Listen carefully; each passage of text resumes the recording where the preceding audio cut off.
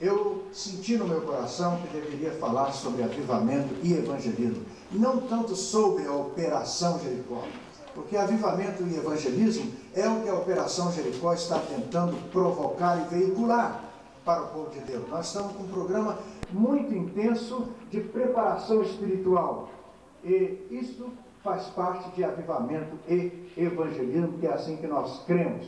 Nós não cremos no evangelismo, nós não cremos no avivamento espiritual com o monte da transfiguração sem evangelização. Isso não existe na Bíblia. Então, eu queria, no entanto, só advertir os irmãos e lembrar os irmãos que nós estamos indo para a reta final da Operação Jericó. Os 3 grandes eventos estão aí às portas. O dia da grande corrida da vida, quando o Dr. Cooper será dia 21 de novembro. Os irmãos vão começar agora a ouvir propaganda no rádio, receber correspondência de promoção sobre isso. Vai ser um grande acontecimento. Dr. Cooper vai dar testemunho por aí, em grandes camadas dessa cidade, e todos os batistas, e também outras igrejas evangélicas estão sendo convidados para correr. Toda a comunidade não crente está sendo convidada para correr, porque nós queremos usar isso para testemunho pessoal, e isso vai ser um grande testemunho, um testemunho até certo ponto de elite, para mostrar ao mundo que hoje está repulsando os evangélicos, jogando os evangélicos na margem por causa de mau testemunho, mostrar que nós temos uma religião séria, um evangelismo sério, uma vida espiritual séria. E teremos então, dia 21 de novembro, a corrida com o Dr. Cooper. O Banco Nacional está patrocinando tudo, já pagou tudo, Deus nos abençoou. Nos dias 22 a 29 teremos o grande mutirão missionário. Queremos ver todas as igrejas na rua naquela semana. E de 2 a 6 nós teremos a conferência simultânea, Semana do Grito. No dia 5, no Maracanãzinho, teremos o Dia do Grito. Eu pediria aos irmãos que, por favor, levassem isso a sério. Estamos orando. E se o seu pastor não estiver interessado, eu sei que um ou outro pastor não vai entrar nisso, os irmãos puxem o paletó dele, dê um jeitinho de intervalo, traga aqui para o Monte Moriá, quem sabe aquele se desperta para isso. É preciso todo mundo entrar nisso. Isso é um dos princípios da Operação Jericó, é o da simultaneidade, agir junto, todo mundo junto ao mesmo tempo. Vamos ver se isso vai acontecer. Bem, eu quero ler 2 passagens para o que quero dizer aos irmãos. Os irmãos poderão ficar sentados mesmo. A primeira passagem é Atos, capítulo 2, de 37 a 47. Atos 2, de 37 a 47. Eu vou ler rapidamente, os irmãos me acompanhem mentalmente. E ouvindo eles isto, compungiram-se em seu coração e perguntaram a Pedro e aos demais apóstolos: que faremos, varões e irmãos? E disse-lhes Pedro: arrependei-vos e cada um de vós seja batizado em nome de Jesus Cristo para perdão dos pecados, e recebereis o dom do Espírito Santo. Porque a promessa vos diz respeito a vós, a vossos filhos e a todos os que estão longe, a tantos quantos Deus nosso Senhor chamar. E com muitas outras palavras isso testificava e os exortava, dizendo: salvai-vos desta geração perversa. De sorte que foram batizados os que de bom grado receberam a sua palavra. E naquele dia agregaram-se quase 3.000 almas, e perseveravam na doutrina dos apóstolos, e na comunhão, e no partir do pão, e nas orações. E em toda a alma havia temor, e muitas maravilhas e sinais se faziam pelos apóstolos. E todos os que criam estavam juntos, e tinham tudo em comum, e vendiam suas propriedades e fazendas, e repartiam com todos, segundo cada um havia de mistério. E perseverando unânimes todos os dias no templo, e partindo o pão em casa, comiam juntos com alegria e singeleza de coração, louvando a Deus e caindo na graça de todo o povo. E todos os dias acrescentava o Senhor à igreja aqueles que se haviam de salvar. Segundo algumas traduções, aqueles que se iam salvando. Apocalipse 2. Apocalipse 2. Começando com o verso 1. Escreve ao anjo da igreja que está em Éfeso: isto diz aquele que tem na sua destra 7 estrelas, que anda no meio dos 7 castiçais de ouro. Eu sei as tuas obras e o teu trabalho, e a tua paciência, e que não podes sofrer os maus, e puseste à prova os que dizem ser apóstolos e o não são, e tu os achaste mentirosos, e sofreste e tens paciência, e trabalhaste pelo meu nome e não te cansaste. Tenho, porém, contra ti que deixaste a tua primeira caridade, o teu primeiro amor. Lembra-te, pois, de onde caíste, arrepende-te e pratica as primeiras obras. Quando não, brevemente a ti virei, e tirarei do teu lugar o teu castiçal, e não, se não te arrependeres. Tens, porém, isto, que aborreces as obras dos nicolaítas, as quais eu também aborreço. Quem tem ouvidos, ouça o que o Espírito diz às igrejas. Ao que vencer, dar-lhe-ei de comer da árvore da vida que está no meio do paraíso de Deus. Que Deus abençoe essa escritura, a nossa compreensão. Amém. Vamos curvar nossas frontes, vamos orar. Ó Senhor, que a tua palavra seja viva e eficaz aos nossos corações, em nome de Jesus. Amém. Amém. Nós temos aqui duas passagens muito interessantes relacionadas com avivamento. A primeira mostra uma igreja viva. No início do Novo Testamento nós não temos avivamento, nós temos uma igreja viva. Por que uma igreja viva? Porque ainda não havia caído em nenhuma situação de fraqueza. Temos uma igreja viva. Então temos aqui o surgimento da igreja, uma igreja viva.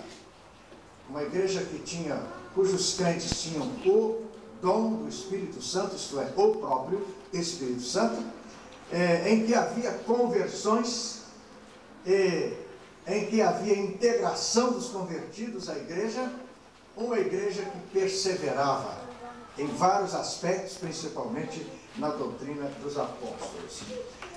No segundo texto, nós temos um exemplo de avivamento no Novo Testamento. Eu chamo isso de um exemplo de avivamento, um avivamento que foi proclamado pelo próprio Senhor Jesus Cristo. Eu quero trabalhar aqui com essas duas passagens, uma numa ponta, outra na outra, e vamos ver como é que Deus vai nos ensinar a respeito de avivamento e evangelismo, ou avivamento e evangelização. Primeiramente, nós temos que trabalhar um pouco com a ideia de avivamento. Avivamento é a grande necessidade nossa hoje, mas há muitas coisas que podem acontecer num programa de avivamento, num esforço de avivamento. Por isso, a minha preocupação tem sido buscar um modelo bíblico de avivamento, para que nós possamos, tanto quanto possível, nos encaixar dentro desse modelo bíblico de avivamento. Nós temos aqui no texto de Apocalipse, como eu disse, um modelo de avivamento.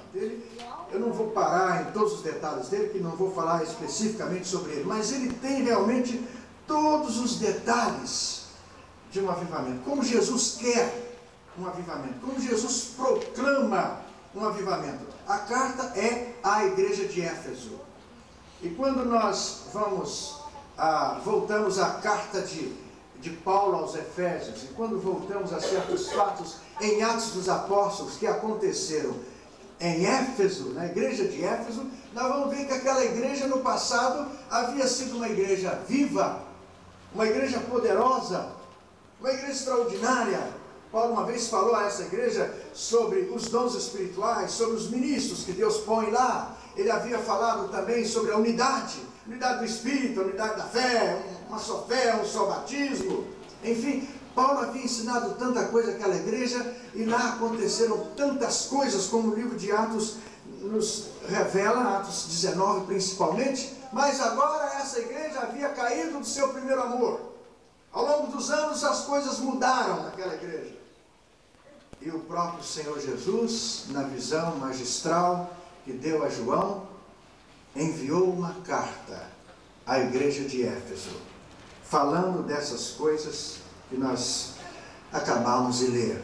Tenho, porém, contra ti que abandonaste ou deixaste o teu primeiro amor. A linguagem de abandonar aqui é a mesma linguagem usada para um marido que abandona a esposa, que repudia a esposa, divorciou-se da esposa. Essa é a palavra usada aqui, a mesma palavra. E então, esse texto conclama a igreja a lembrar-se onde estava antes, a arrepender-se e a praticar as primeiras obras. Algumas traduções dizem, e volta a praticar as primeiras obras. E é interessante que os comentaristas desse texto geralmente falam que essas primeiras, citam algumas dessas primeiras obras e põem como uma das primeiras o evangelismo, a evangelização. Uma das coisas que pararam lá em Éfeso foi exatamente a evangelização, porque a igreja estava em pecado, ela caiu em pecado, então ela ficou fria, o amor desapareceu, paixão pelas almas acabou-se, e agora o Senhor Jesus estava preocupado com essa igreja, e manda que João escreva, falando exatamente dessa sua preocupação. Nós começamos aqui a ver que, segundo o Novo Testamento, a ideia de avivamento é a ideia de voltar ao que era antes. Essa ideia é fundamental. Aliás, no Novo Testamento também, tornai para mim e eu me tornarei para vós. Torna para mim, volta.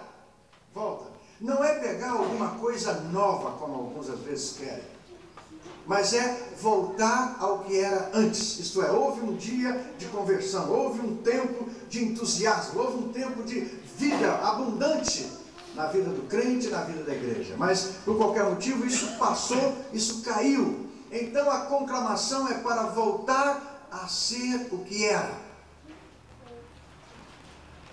Lembra-te, arrepende-te e volta.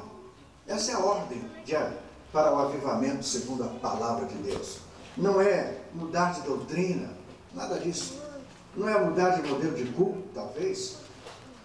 Nós temos exemplo lá no Velho Testamento, quando Elias se deparou com os profetas de Baal, o altar do Senhor estava quebrado.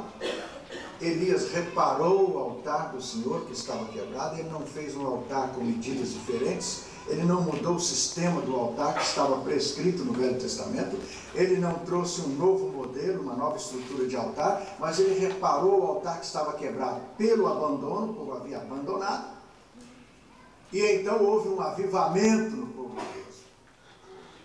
Nós temos que reparar algumas coisas que estão quebradas entre nós, para que haja um avivamento. E é isso mesmo que Jesus faz aqui. Nesta igreja, por exemplo, ele não chegou dizendo que tudo estava acabado. Olha, essa igreja aí acabou, ela está totalmente, ela não tem mais nada que preste. Não, ele elogiou algumas coisas naquela igreja. Agora ele disse que o primeiro amor havia passado. Então tinha que lembrar, arrepender e voltar. Voltar a praticar aquilo que eles praticavam antes. Isso é avivamento. Muitos hoje começam a pregoar um avivamento em que a pessoa tem que pedir o Espírito Santo. Muito bem, diz o pastor Davi Gomes no seu livro. O Espírito Santo é dado ao crente com a conversão. Então, quando eu vejo crentes batistas reunidos pedindo o Espírito Santo, eu fico apavorado. Então, aqui é alguém que precisa se converter ainda, porque não se converteu. Agora, se alguém está reunido pedindo poder do Espírito Santo, aí sim, aí está biblicamente adequado. É alguém que está querendo voltar. Já esteve cheio um tempo e agora está vazio. Alguma coisa aconteceu. E o que é? E o que foi que aconteceu? A própria palavra arrependimento mostra o que foi que aconteceu. Quando se fala em arrependimento, pressupõe-se a existência de pecado.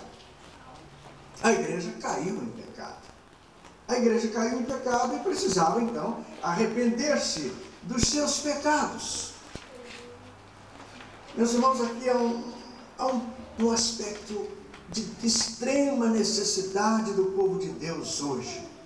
É trabalhar com essa questão do pecado do crente. O pecado do crente. O diabo não pode mais levar o crente de volta para ele. A salvação do crente é eterna. Quando alguém se converte a Cristo, aceita Jesus como Salvador, esse alguém agora está selado pelo Espírito Santo, está garantido, ninguém toca mais, ele é propriedade de Deus. O diabo realmente não pode mais tornar nula a salvação que Jesus deu a alguém. Mas o diabo procura bagunçar a vida do crente. O diabo procura neutralizar a vida do crente.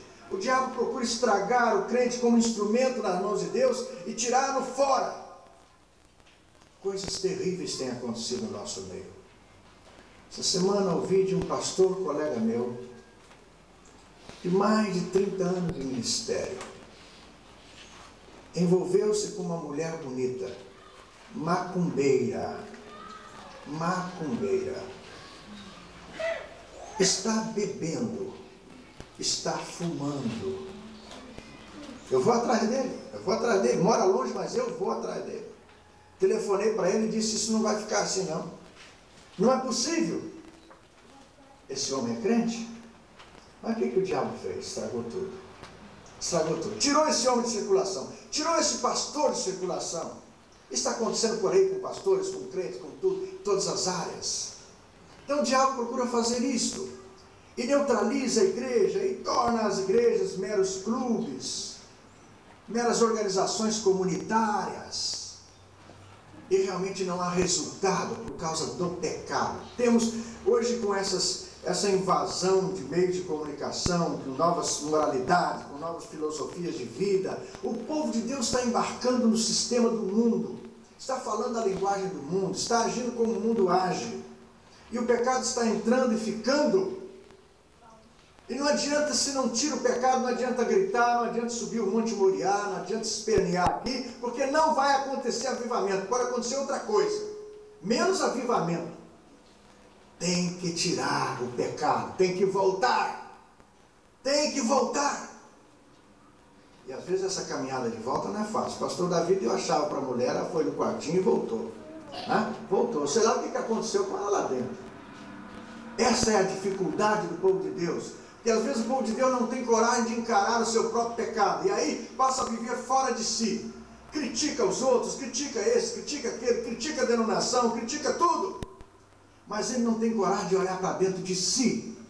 Porque às vezes olhar para dentro de si é terrivelmente desastroso. Mas é isso que alguém tem que fazer, tem que encarar o pecado. Lembra-te, arrepende-te e volta a praticar as primeiras obras. Então esse é o modelo, em linhas gerais, esse é o modelo de avivamento que Jesus quer. Eu estava um dia precisando falar de avivamento, escrever sobre isso, estava procurando avivamento na Bíblia quando caiu isso aqui. Nessas 7 cartas às igrejas da Ásia, na verdade, nós temos um movimento de avivamento provocado por Jesus.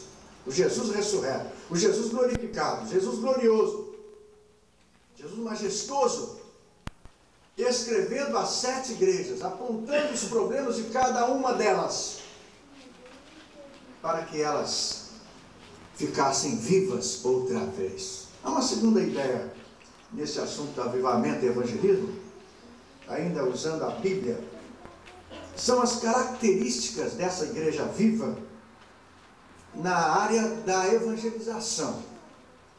Nesse texto que eu li inicialmente, o texto de Atos capítulo 2, nós encontramos que os crentes perseveravam. Principalmente eles perseveravam na doutrina dos apóstolos. E a doutrina dos apóstolos, na verdade, era o ensino que os apóstolos passavam para os crentes, porque os irmãos sabem que naquele tempo não havia ainda o Novo Testamento escrito. Havia o Velho Testamento, havia os escritos antigos. Então que os apóstolos precisavam receber do Espírito Santo a inspiração, certas mensagens e também pegar os ensinos de Jesus que eles ouviram, vieram para eles audivelmente, tradicionalmente, isto é, passados pela tradício, pelas mãos, de mão em mão.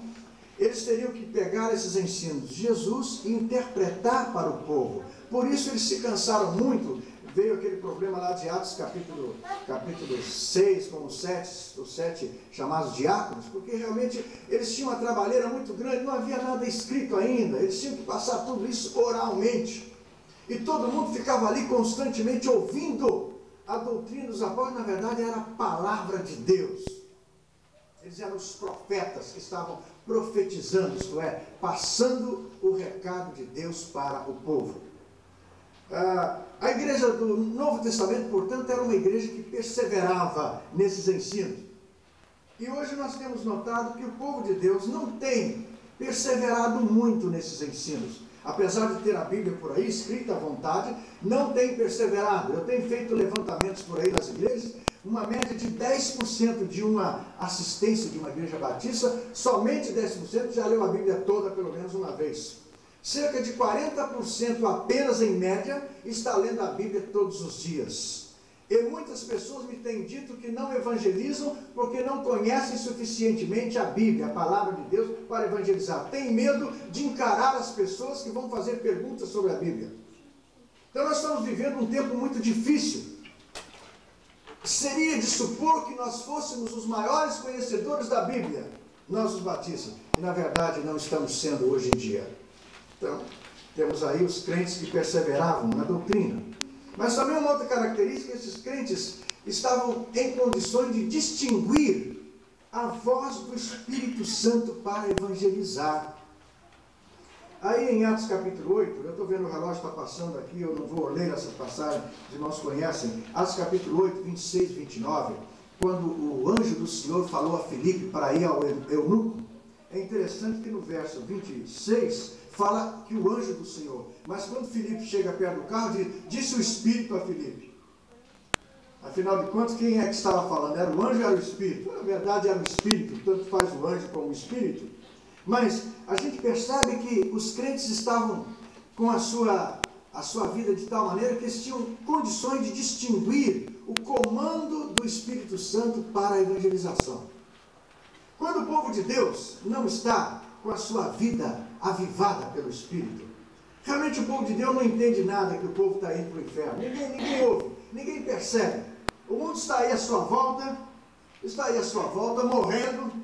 morrendo nos seus pecados, e nós estamos às vezes até com o mundo, não estamos ligando para isso. Não há nenhum sentimento por essa razão.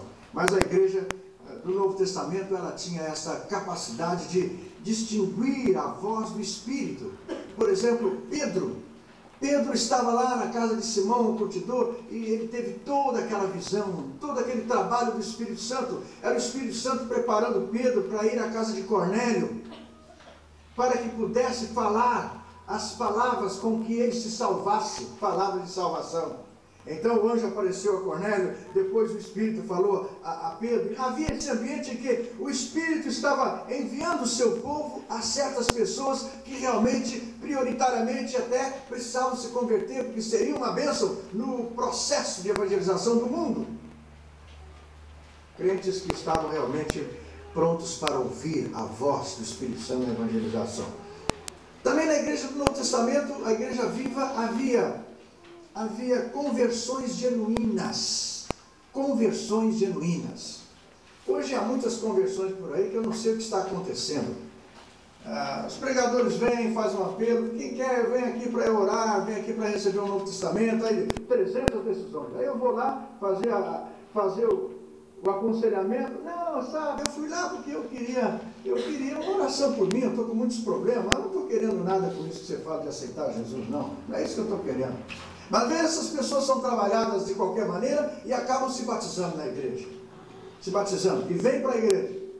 Será que se converteu mesmo? Tenho notado que há muita gente hoje nas nossas igrejas que não tem uma experiência de conversão. Nós estamos tendo uma aculturação religiosa. Damos uma ênfase à educação religiosa que devemos dar. Há muita gente que tem educação religiosa na sua cabeça hoje, principalmente filhos de crentes, mas que não passaram por uma experiência de conversão. Estão na igreja, têm uma cultura cristã, mas não se converteram a Jesus. Correm o risco de irem para o inferno vivendo na igreja. Nós notamos aqui no Novo Testamento que havia conversões genuínas. As pessoas realmente se convertiam por causa do contexto em que estavam. Por exemplo, o carcereiro de Filipos, aquele homem se converter e decidir ser batizado, correndo o risco de problemas com seus superiores militares, um soldado romano ter coragem de fazer uma coisa daquela, era muito sério. A própria conversão de Paulo, de Saulo de Tarso, uma conversão genuína.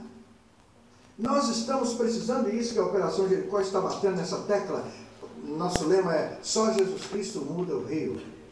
Eu pregar um evangelho que muda a cidade do Rio. Você é capaz de acreditar que um sequestrador se converte? que um exterminador se converte. A mim apresentaram há pouco tempo um exterminador aí da Baixada Santista que se converteu, está numa igreja aí da Assembleia de Deus. O homem matou muita gente por dinheiro aqui no Rio de Janeiro, e agora é um crente no Senhor Jesus. Você acredita nisso? Conversões genuínas. Isso é produto de uma igreja viva, em um povo que está realmente avivado. Conversões marcantes. Houve no Novo Testamento muitas conversões marcantes. A conversão de Lídia, por exemplo. Diz a tradição que Lídia deu origem a outra igreja, a igrejas que surgiram por ali, naquela Ásia Menor, o carcereiro de Filipos, a Saulo, o eunuco que foi para a Etiópia e, segundo as tradições históricas, ele plantou o evangelho lá na sua terra. Conversões que marcaram. Hoje nós temos tido aí conversões marcantes, mas eu não sei que tipo de conversão está havendo. Alguém se converte e continua no mundo, no pecado. Eu não sei se isso é conversão. Atores, artistas se convertem e continuam fazendo o que estavam fazendo. Eu não quero dizer que um ator não possa continuar sendo ator, mas que tipo de papel ele vai fazer?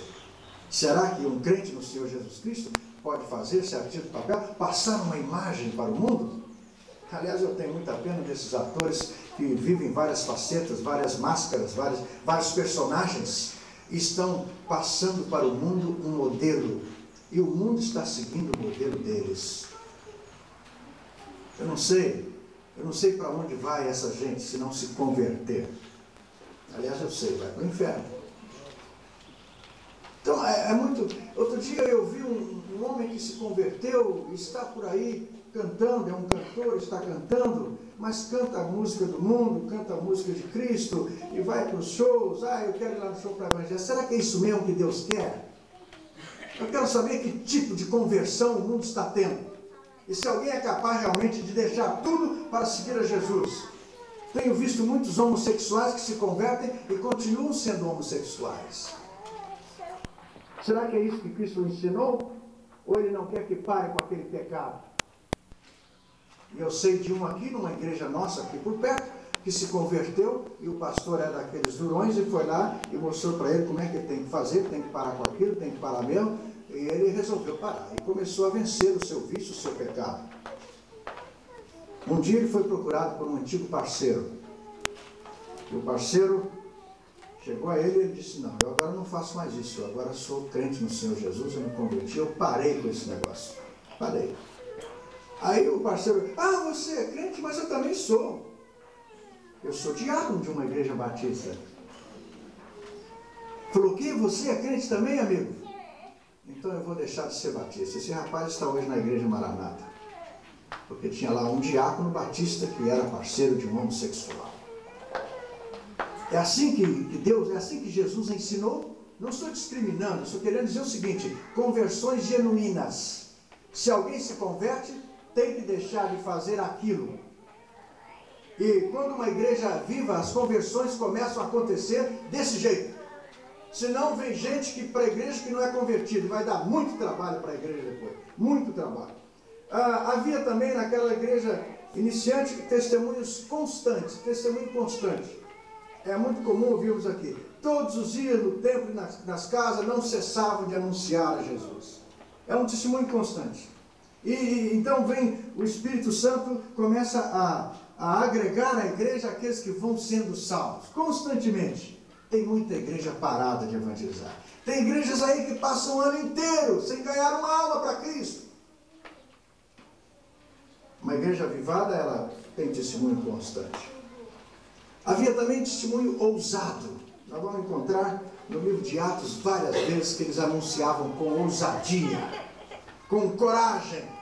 Está muito difícil anunciar o evangelho hoje. Temos muitos problemas.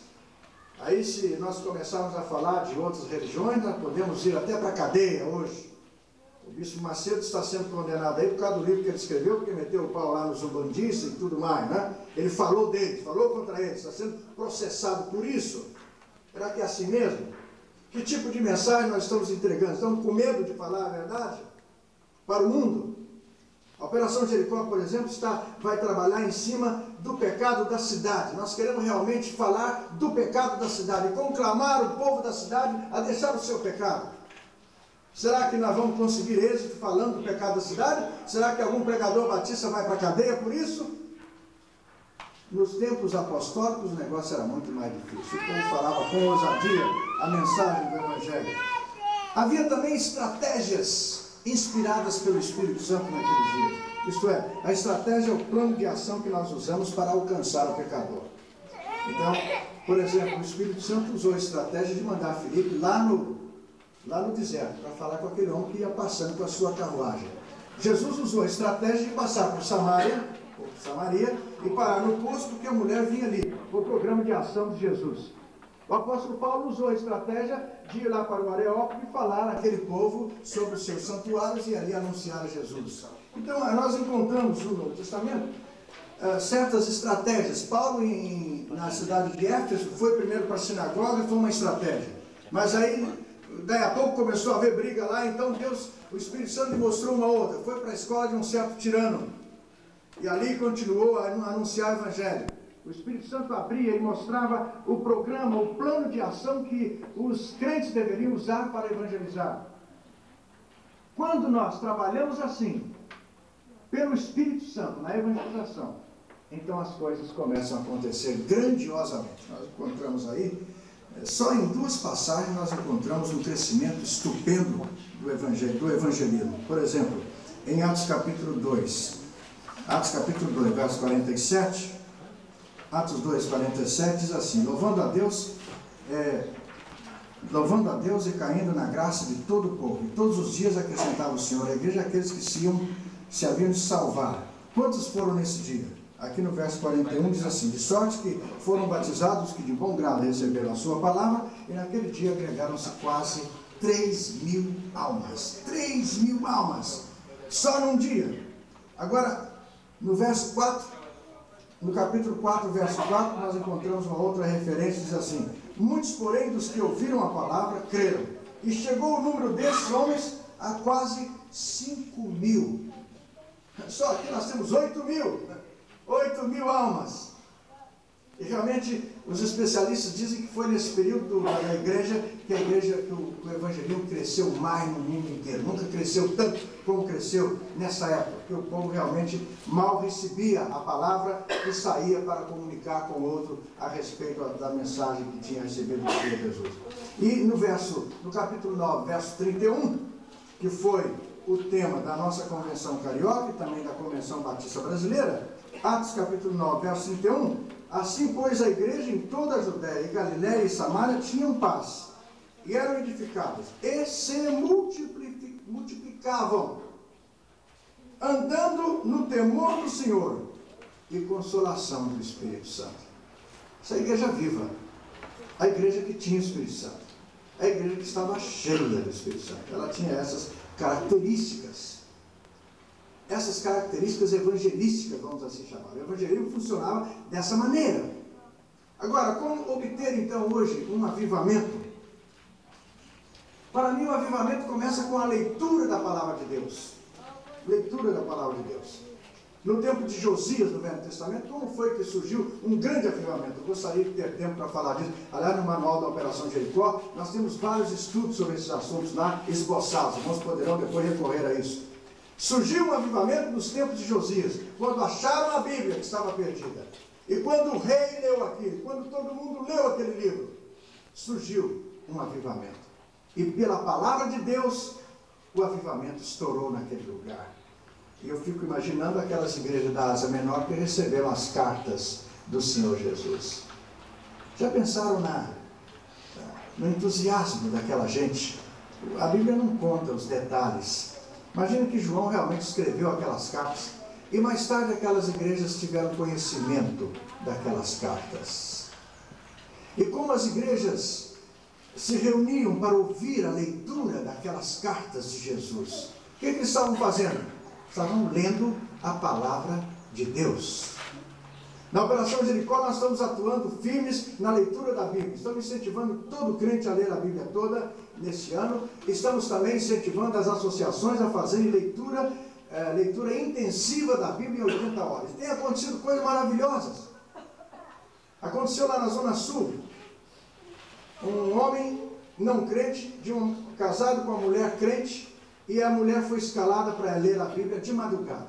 O homem era muito ciumento, e ela disse: e agora, como é que eu vou fazer? Eu tenho que convencer meu marido a me levar. Como é que eu vou de madrugada lá para a igreja para ler a Bíblia? Então, com muito jeitinho, ela falou com o marido e explicou para ele. Ele resolveu levar a esposa lá. Ele chegou lá, encontrou aquele clima, o povo numa sala lendo a Bíblia. Então ele ficou por ali um pouco, as coisas começaram a formigar dentro dele. Ele foi lá no dirigente e disse: escuta, dá para eu ler também? Pode me botar aí na lista? Pois não, perfeitamente. Ele entrou na lista. Quando voltou para casa, ele estava radiante. E ele disse para a mulher: escuta, amanhã eu posso voltar para ler também? Voltou para ler. Esse homem está convertido pela palavra de Deus, pela leitura da palavra de Deus. E aí, conversões vivas, genuínas, começam a provocar o próprio avivamento. O povo de Deus vai vendo as conversões, vai avivando, isso não para mais. Eu não acredito em avivamento sem conversão de almas. Eu não acredito em avivamento sem evangelização. Eu não acredito em igreja que se tranca nas suas 4 portas, fica orando 1 mês, 2 meses, 3 meses, e nunca sai dali para evangelizar. Isso é outra coisa, avivamento não. Porque está provado na Bíblia e na história que os avivamentos vêm e provocam conversões. Não proselitismo. O que está havendo muito hoje em avivamento é proselitismo. Nós temos ali onde eu moro, ali na Tijuca, algumas igrejas não batistas que surgiram, a maioria delas surgiram com crentes de igreja batista. Pingou daqui, pingou dali, pingou dali. Os irmãos são da Tijuca e sabem disso. Não é? Isso é proselitismo. Isso não é avivamento. Avivamento tem que haver conversão de almas. Conversão de almas. Então, primeira leitura da palavra. Depois arrependimento, confissão de pecados. Não há avivamento sem confissão de pecados. Tem que haver confissão de pecados. Quando o povo começar a sentir os seus pecados, a se curvar diante de Deus, a se quebrantar por causa dos seus pecados, em vez de ficar aí procurando filosofar em cima de pecado, em cima de moralidade, querer torcer a Bíblia, para querer andar com o mundo, em vez disso, quando o povo de Deus realmente se humilhar e conhecer o seu pecado, é isso que diz lá o livro de Crônicas, capítulo 7, verso 14. Aí vai começar um avivamento. E então vem a santificação. A palavra de Deus está sempre falando de santificação. O povo de Deus vai ter avivamento quando se santificar, se purificar do seu pecado. É interessante que Paulo, na primeira carta aos Tessalonicenses, capítulo 4, ele fala muito disso aqui. Eu também estou como pastor Davi Gomes, não consigo achar uma passagem que não fala do Espírito Santo. Está aqui, ó. Olha aí. 1 Tessalonicenses 4. Estou acabando, viu, pastor? Estou acabando. Mas diz aqui assim, Paulo fala assim, verso 3 de 1 Tessalonicenses 4. Porque essa é a vontade de Deus, a vossa santificação, que vos abstenhais da prostituição, etc, etc. Depois lá na frente, no verso 7 diz assim, porque não nos chamou Deus para a imundícia, mas para a santificação. Portanto, quem despreza isso, não despreza o homem, mas sim a Deus, que nos deu também o seu Espírito Santo. Ele nos deu. Agora Paulo está falando, ele diz lá, mais atrás, cada um conserve, verso 4, que cada um de vós saiba possuir o seu vaso em santificação e honra. Então é o crente que tem o Espírito Santo que está limpando o vaso, está tirando o pecado, está se santificando. Finalmente, para um avivamento é preciso oração. Oração. As igrejas vivas do Novo Testamento estavam orando, sempre orando. E tendo orado, moveu-se o lugar em que estavam, e todos foram cheios do Espírito Santo. Estavam sempre orando. Era a igreja que orava. Pedro foi preso, a igreja ficou orando, até que Deus abriu lá as portas das prisões, e o anjo desceu e veio livrar. E ele chegou na porta e bateu, a igreja ainda estava orando. Igreja que ora. Igreja que ora. Vida de oração. O povo de Deus precisa orar. Às vezes eu fico pensando, começa uma igreja a orar e vira pentecostal. Por que isso? Não tem nada disso não. Ore como batista, ore de noite, passe noites de oração. Eu era jovem, um dia Deus tocou no meu coração e mostrou que eu não gostava de orar. Então eu saí desesperado, de terno e gravata, vim aqui para Campo Grande orar. Eu cresci aqui na primeira igreja de Campo Grande, vim aqui por esses caminhos aqui, ó, bem aqui por perto, bem aqui atrás, está aqui atrás. Vim andando aí, uma noite de luar muito bonita, e eu queria subir uma montanha para orar. Então eu achei uma montanha e subi. E passei lá até de madrugada, orando diante de Deus, até que, como disse o Fernando aqui, a minha alma se encheu de alegria, de gozo espiritual. não vi anjo descendo do céu, não vi fogo caindo do céu, nada disso. Mas eu senti alegria na minha vida. Daquele dia em diante eu passei a levar uma vez por mês o meu grupo de jovens que pregava lá para aquele monte para orar. Sabe onde é esse monte? Cidade Batista da Criança. Eu subi lá antes daqui do Centro dos Batistas. Muito antes. Isso há quase 40 anos atrás. Há quase 40 anos. E começamos ali a orar. Tem que orar. Quer subir o monte para orar? Suba o monte para orar.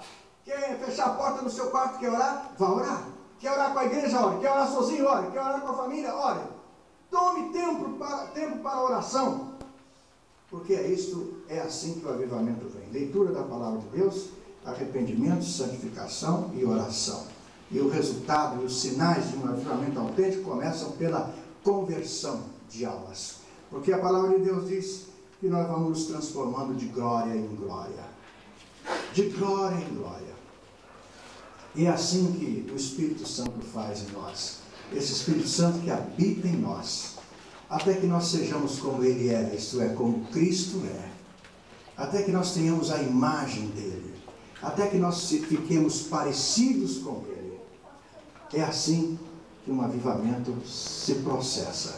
E é isso que estamos querendo fazer nas igrejas batistas do Rio com a Operação Jericó. É isso que as igrejas do Brasil precisam.